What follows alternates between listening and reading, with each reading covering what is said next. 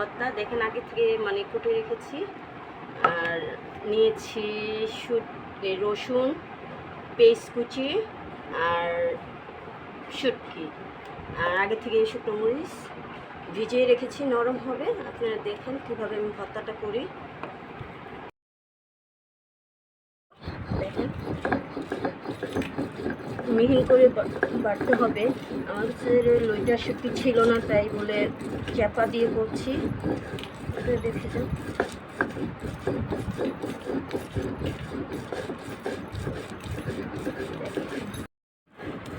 মিহিন করে ফেলছি। এখন দেব রসুন। এখন রসুনটা এটার সাথে মিশিয়ে ফেলবো।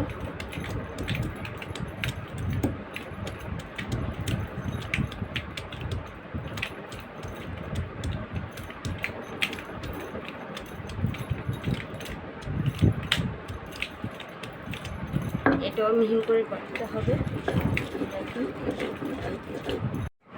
রসুন দেখবে যে রসুনটা বেটে মিহিন করে নিতে হবে।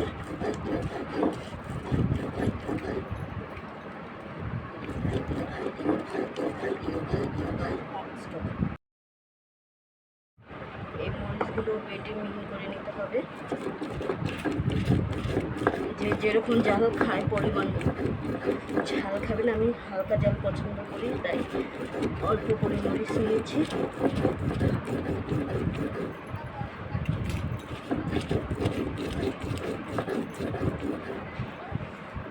মরিচ বাটা এত কষ্ট।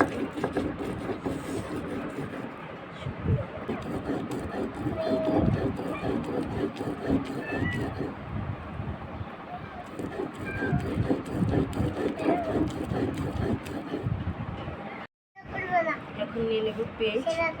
এগুলো আদা বাটা ছেঁচা দিতে হবে, বাটতে হবে না। এই ভর্তাটা খেয়েছিলাম আমার মামির বাসা, খুব মজা, তাই ভাবলাম আপনাদেরও রেসিপি করে দেখাই কিভাবে ভর্তাটা করতে হয়। অনেক মজাদার একটা লতির ভর্তা, একবার হলে খেয়ে দেখবেন।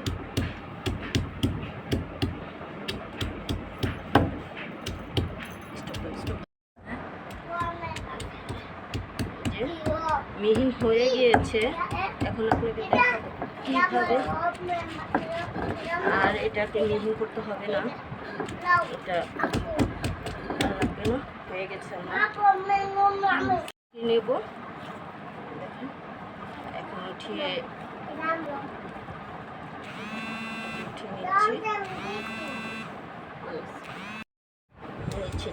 নিচ্ছি।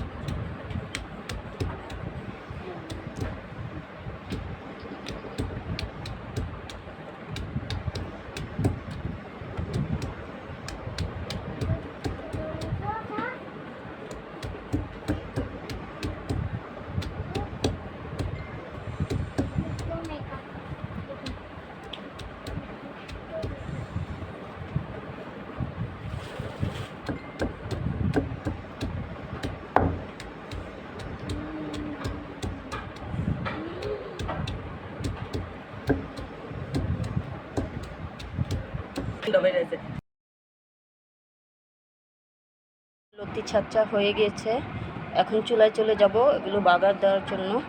এটা একেবারে হবে মাংসের ঝুড়ার মতো লতি শুটকি।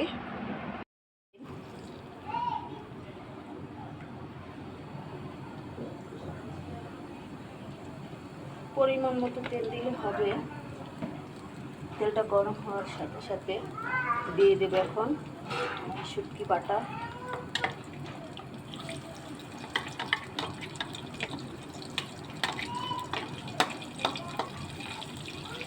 শুটকি বাটা এটা তেলে ভাজা দিতে হবে।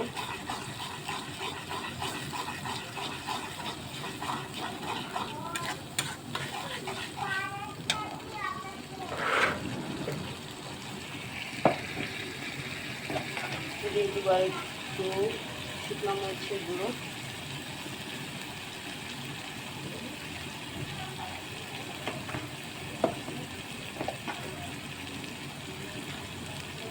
দিয়ে দেবো লবণ পরিমাণ মতো,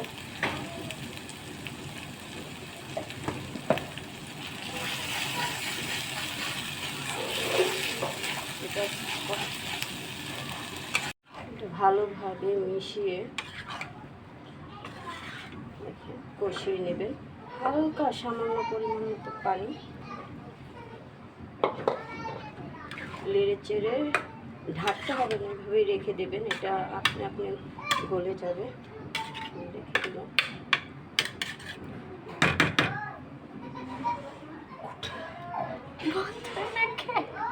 কষানো হয়ে গিয়েছে, এটাকে একেবারে শুকিয়ে ঝরঝরা গরুর মাংসের মধ্যে ঝুরা মাংসের মতো করতে হবে। এটা একেবারে শুকিয়ে ঝরঝরা করতে হবে।